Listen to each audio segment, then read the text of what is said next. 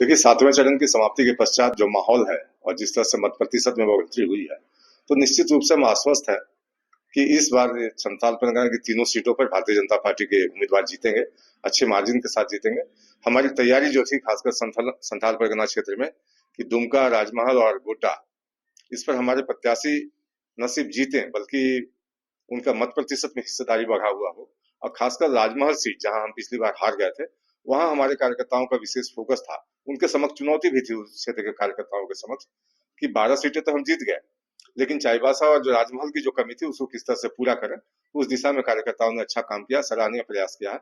हम आश्वस्त हैं कि उनको इसका पारितोषिक निश्चित रूप से 4 तारीख के मतगणना में मिलने जा रहा है। 19 की बात करेंगे तो उसमें 12 थे, इस बार क्या लगा 3 सीट पे है?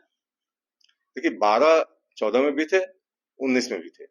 तो जो 2 सीटों की कमी रह गई थी 14 तक पहुंचने में, उसको लेकर हम प्रयास कर रहे थे। हमारे कार्यकर्ता, हमारे नेता, जो लोग नीति बनाते हैं, किस तरह से मतदाताओं तक पहुंचना है, किस तरह से विगत 10 वर्षों के कार्यकाल की बात उनको उन तक पहुंचानी है, ये सारा हमने किया। और आपने देखा होगा कि लाभार्थी संपर्क योजना हो या फिर गांव चलो अभियान हो, कार्यकर्ता घर घर जाकर मोदी सरकार की उपलब्धियों से उनको अवगत कराते रहे।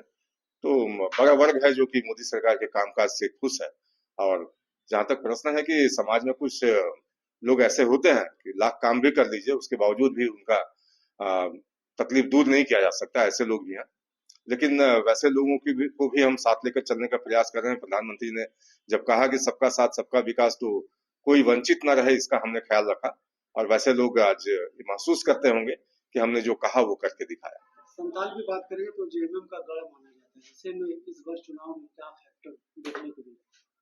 नहीं, गढ़ तो पहले भी था। जब शिबू सोरेन एक्टिव पॉलिटिक्स में थे तब भी था, तब भी 2-2 बार 12 सीटें जीते हम। तो इसलिए ये मान बैठना कि गढ़ है तो हरा ही नहीं सकते। अमेठी भी गढ़ हुआ करता था गांधी परिवार का, वो इसी मुगालते में थी, पिछली दफा हार गया। तो कोई किसी का आप ये नहीं कह सकते हैं कि बिल्कुल पैतृक सीट हो गई कि नहीं उस पर वही जीतेगा, ऐसा नहीं है। मतदाताओं का विवेक पर भी बहुत कुछ निर्भर करता है। उन्होंने फैसला किया, वो स्वीकार करना चाहिए सब। देश में इस बार क्या मोदी सरकार बन रही है? 4 तारीख का इंतजार कीजिए। पिछले बार से ज्यादा सीटों के साथ हम आएंगे और जो 370 का हमारा खुद का टारगेट है भारतीय जनता पार्टी के लिए, उसके पार जाते हुए दिखेगा।